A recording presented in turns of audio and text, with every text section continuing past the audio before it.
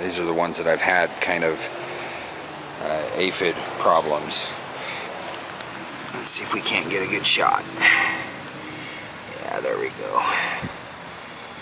So we've been struggling a little bit with these. They're not looking super good, but I've got a plan. I've been trying to see if I can't rescue them. Now, a lot of times people at this point will just, you know, just tear them up and get rid of them. That way they can stop the spread, and they'll just replant something here or bag this area.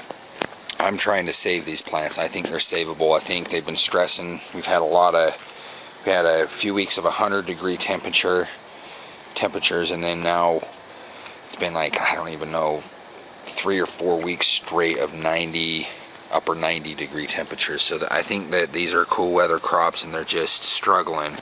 It's making them weak. If you noticed on these three, this one's my biggest one, and I think this kale, it's a dinosaur kale or Lacinato kale. This one's my best option. It's just a little bit more fuller and seems a little bit more healthier. As they go back, they kind of get more diminished, and I start seeing more aphids. So I've been kind of neem oiling this and doing hard water sprays, and I just gave it a soap bath last night.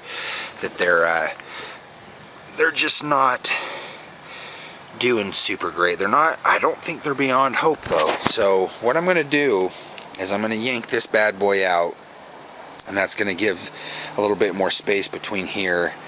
I'm going to spend some time this morning and clean this up some more. I got to do that in my garden in general, but this particular installment that I'm doing right here is pretty much on my attempts to save these. These are not nothing to brag about. They're not, they show potential, but they're not, I don't think they're beyond hope.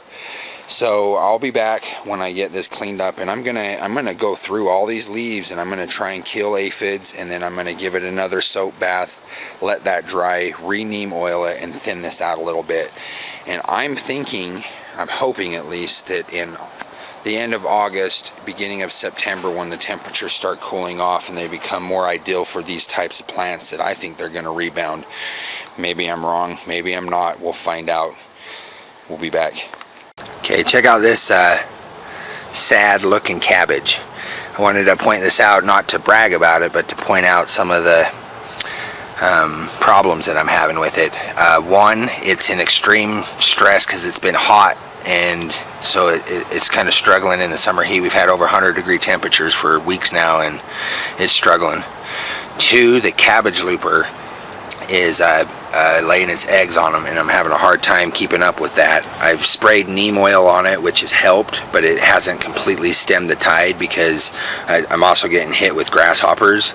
So cabbage loopers, grasshoppers, some aphid problems. So I've had to give them soap baths a couple of times. So for some reason I'm having a bad breakout with that. So I wanted to kind of show that, so that I can tell people what ways to guard against it, and kind of what I'm going to do from here to try and bring these plants back to life. I actually have a couple of them, as you can see there.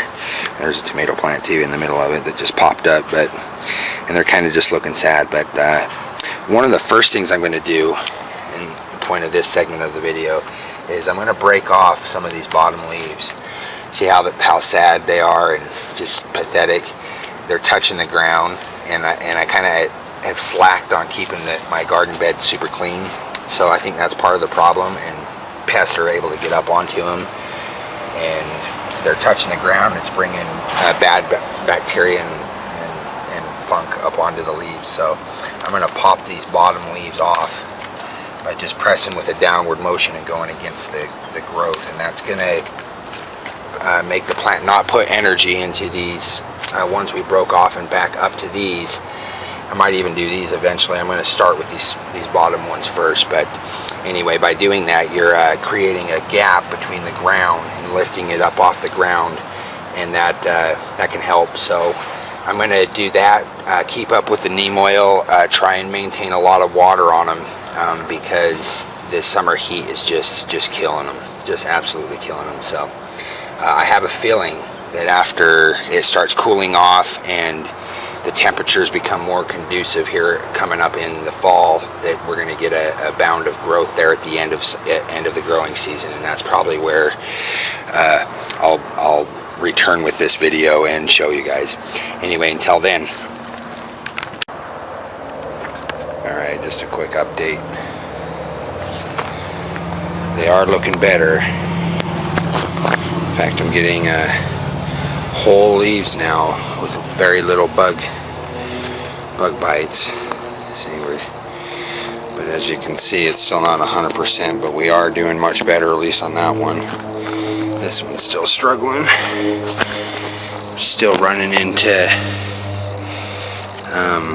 aphid issues, as you can see right there. So definitely still have some issues on this one.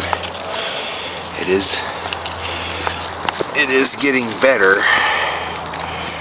As you can see, there's still a lot of aphid problems, and that's, I think, running off a little bit onto this cabbage, who still isn't really looking that good. However, we just approached August, and the temperatures have dropped quite a bit, so we're quite a bit as far as like upper 80s, lower 90s now instead of 100.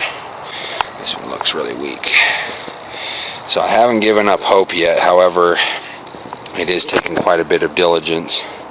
I was worried about it affecting this tomato plant, because this tomato plant was a volunteer and I haven't seen any effects on it. So it just popped up. I'm just letting it go. But so I haven't given up hope. However, this one's still looking a little rough. We'll see through August. By the end of August, I don't see any improvement really in it, then I'm going to yank it. But overall, I do think they have perked up and look better. So just a quick update as we try and save this patch of plants.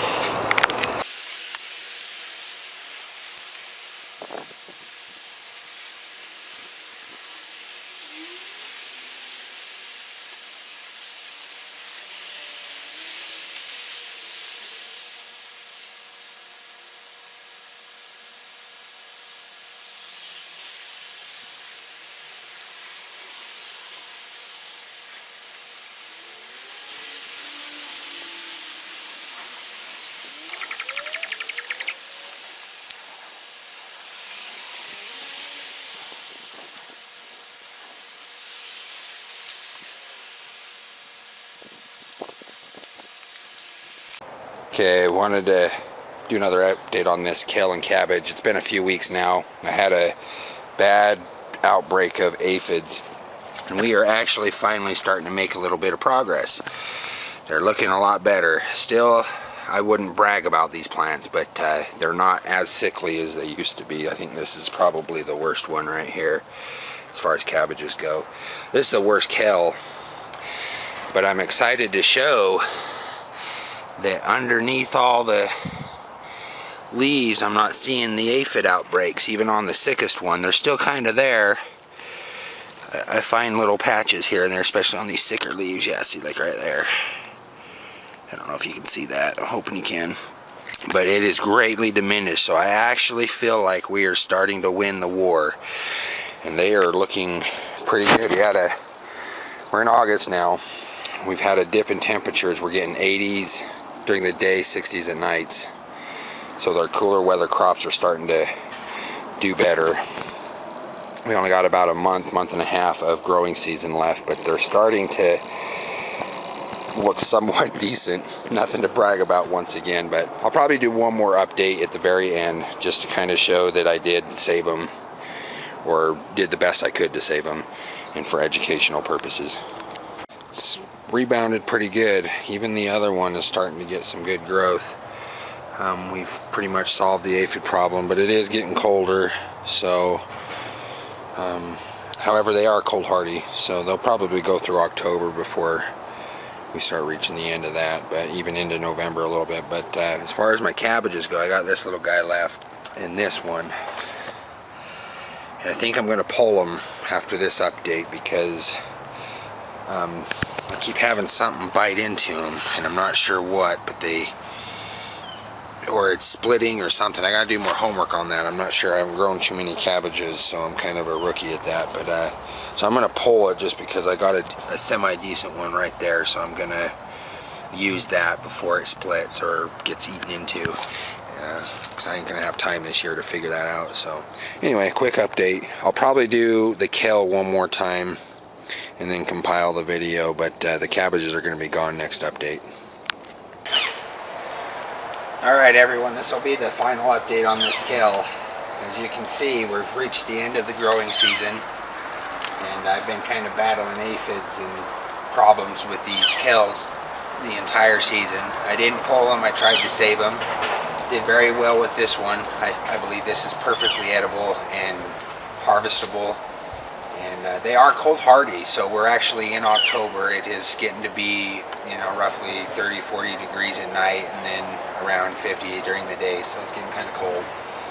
But they can handle that up until first snow, first frost, that kind of thing. And it's had some frost, so it's got to be a harder frost to get these, so they're actually pretty tough.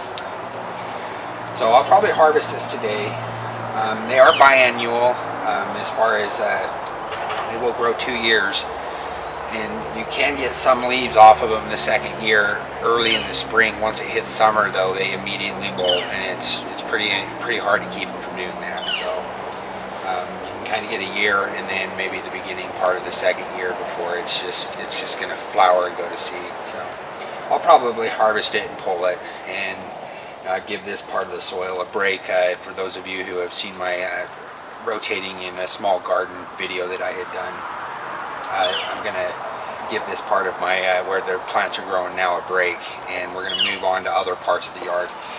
And now that it's starting to be fall, I love this time of the year because I can put all the yard debris into the soil, till it in. I try and mulch in as much nutrients as I can. So, but anyway, this will be the last update. I've kind of watched this the entire summer, and they didn't do that great, nothing to brag about, but I kind of wanted to show everybody the process of battling pests. And you know, when you tend to do things more natural and in an environmentally conscious way, it becomes a lot more difficult to battle pests. It's much easier just to buy chemical pesticides and just nuke your yard of everything and kill everything, and that's the easy way out. The hard way is to do it the more environmentally conscious way. So but I wanted to show you that because it's not easy, and I still didn't really produce that great. This is not the best Lacinato kale I've ever grown. I've had much better success, so it's kind of a fail this year, but I wanted to kind of show people the battling process of battling pests. I wish, you know, on a lot of YouTube videos you kind of see plants that are at their apex, where